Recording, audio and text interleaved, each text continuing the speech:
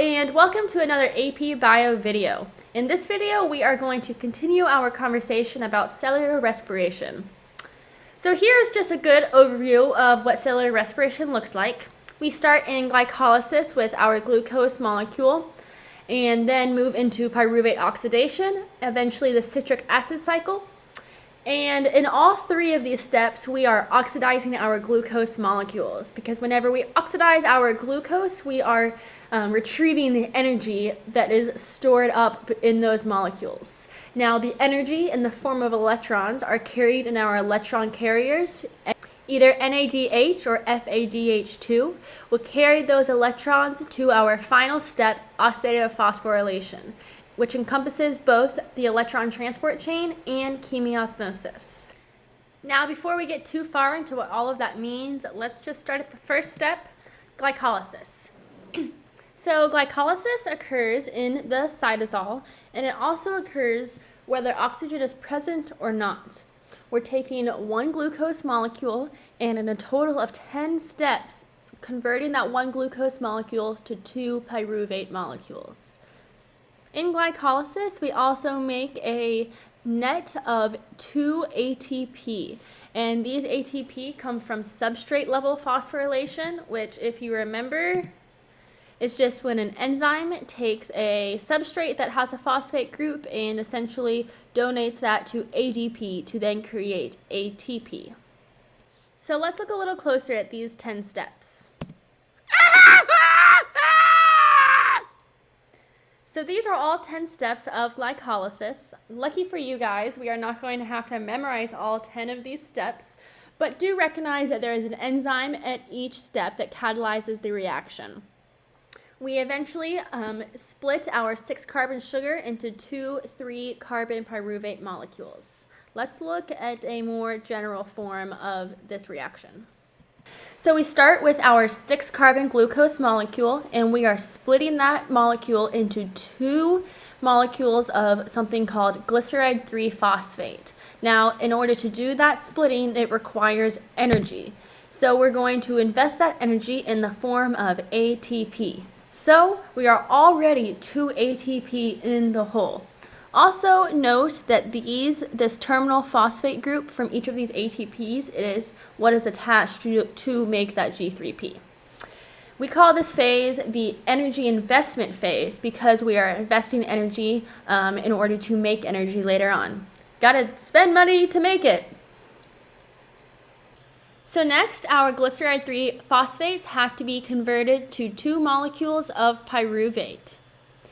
In this process, we make 4 ATP molecules, 2 from each pyruvate. And we've started to oxidize glucose, so we also get 2 NADH molecules produced. Remember, those are electron carriers that will carry the energy released from the breakdown of glucose. We call this the energy payoff phase because we finally get paid off in a little bit of energy. So I said that we get 2 ATP per pyruvate molecule for a total of 4 ATP molecules.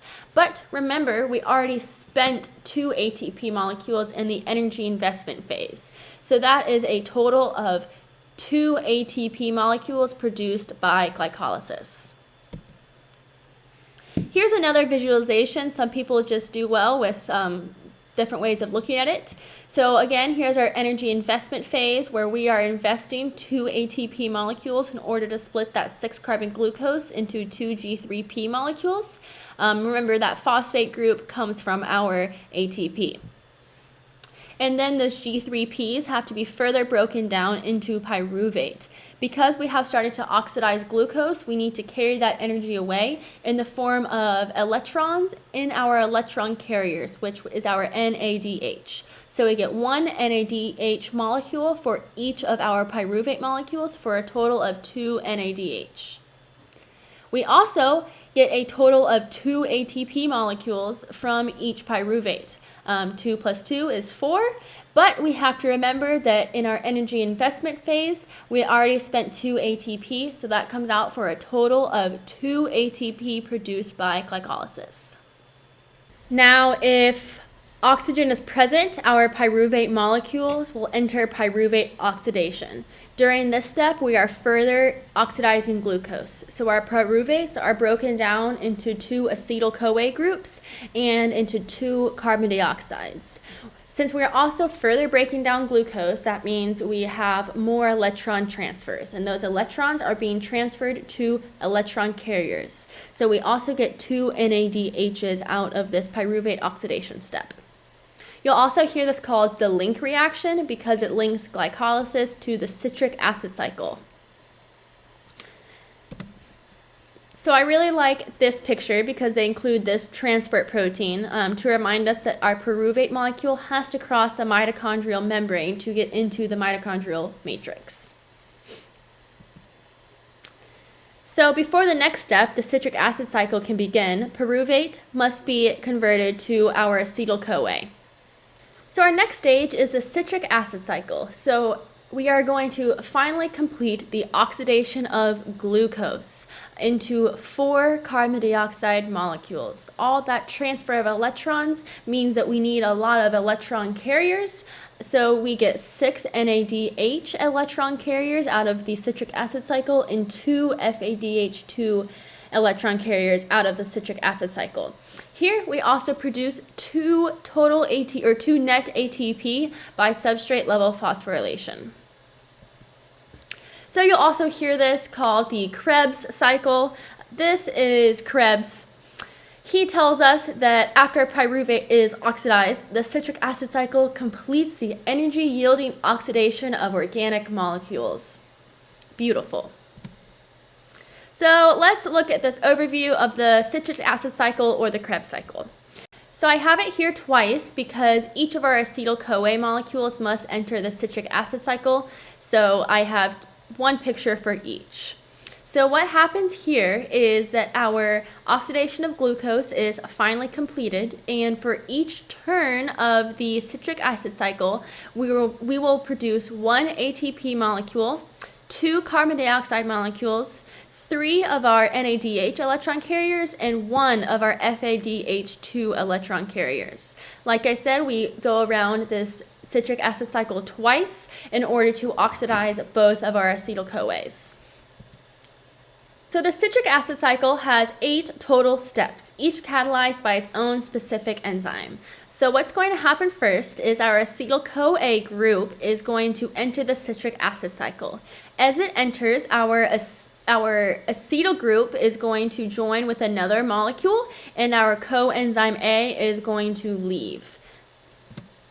So here is our acetyl group joining up with the molecule oxaloacetate. Once our acetyl group and oxaloacetate are joined, we get citrate or citric acid. And the next 7 steps here are just regenerating that citric acid back into oxaloacetate, so then our next acetyl-CoA group is able to come into the cycle.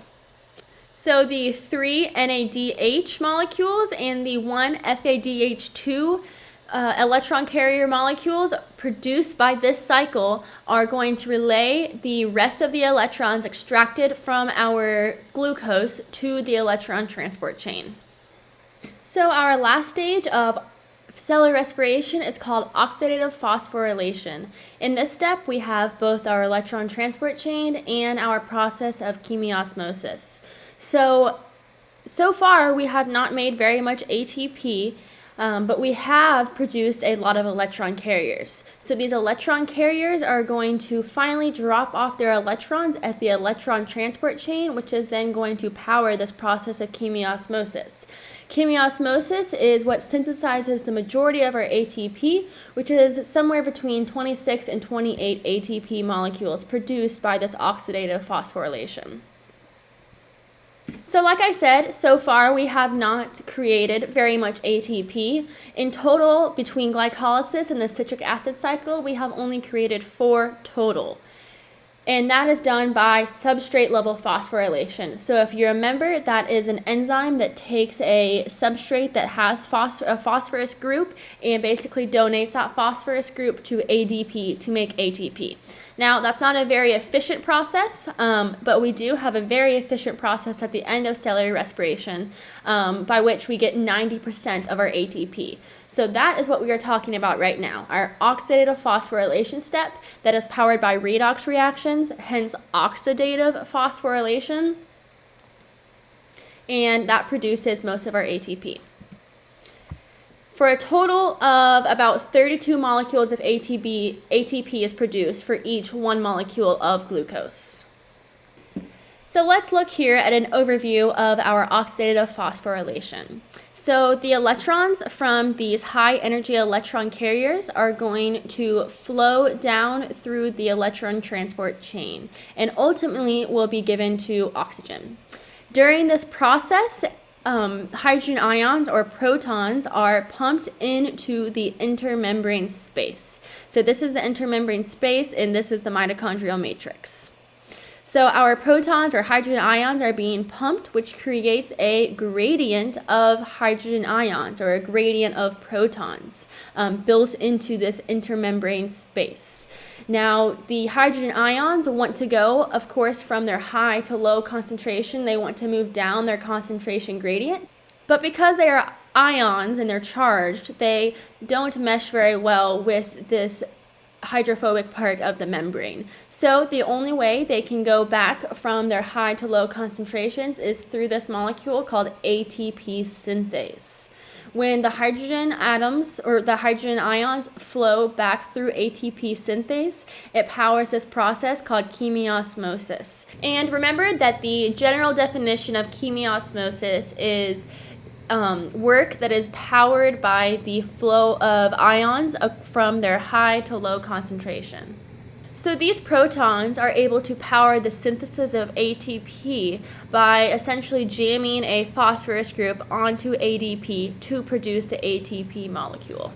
But before we can start this oxidative phosphorylation step, we of course have to make our way through the electron transport chain.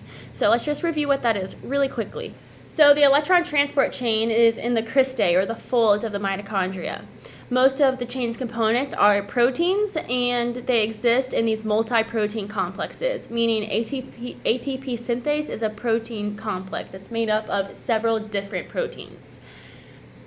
So electrons are dropping in free energy as they proceed through the chain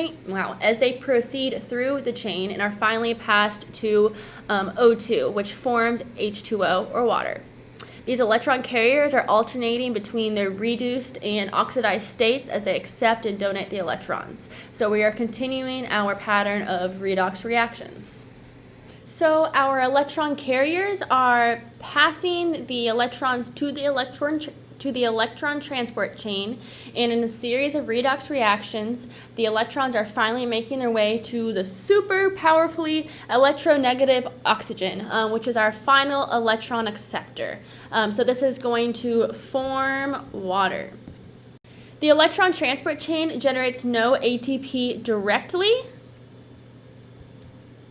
but it is really important in pumping these hydrogen ions out into the intermembrane space, forming this electrochemical gradient. You might not have seen this part of The Great Gatsby, but it's true that he told us that proton gradients is what actually keeps us kicking. So let's talk more about this proton gradient and its relevance to chemiosmosis. So our hydrogen ions or our protons are going to move back down its concentration gradient from high to low concentration through this ATP synthase molecule. The hydrogen ions are going to move into the binding sites on this ATP synthase, which causes it to spin around in a way that phosphorylates ADP to ATP. So this is, again, just the use of chemical energy to drive cellular work. So here is a really cool representation of what ATP synthase is actually doing whenever it's turning. So you can see here the hydrogen ions coming into the binding sites of ATP synthase, which then turns, like you can see in this little animation, powering the phosphorylation of ADP to ATP. So we can really think of cellular respiration in terms of money. So glucose is like your $100 bill. It's worth a lot, but it can be really hard to spend. ATP, on the other hand, is like a bunch of $1 bills. So 100 $1 bills are easier to spend than that just one large $100 bill. So what cellular respiration really does is cash in that $100 bill so then they can receive back a form of money that's easier to spend, ATP.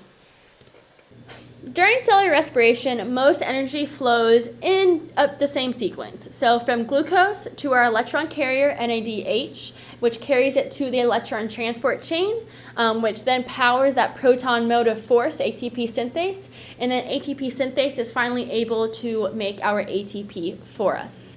Overall, we only get about 34% of the energy from glucose. The rest of that energy is lost as heat. So let's just do a quick overview of cellular respiration now that we've gotten through it. So we start here at glycolysis. Our one molecule of glucose is going to convert to 2 molecules of pyruvate in a total of 10 steps. If we think about glycolysis a little more closely, then we can remember our energy investment phase and our energy payoff phase. In our energy investment phase, we are breaking down that glucose molecule into 2 molecules of G3P. Now G3P are then able to be converted to pyruvate, and during that step, we get 2 molecules each of ATP from each pyruvate for a total of 4 ATP made. But we have to remember in our energy investment step, we spent 2 ATP. So we get a total of, or a net of 2 ATP from glycolysis via that substrate level phosphorylation. So after these 10 steps of glycolysis, our 2 pyruvate molecules are ready to move into pyruvate oxidation. During pyruvate oxidation, our 2 pyruvate molecules are going to be converted to 2 molecules of acetyl-CoA.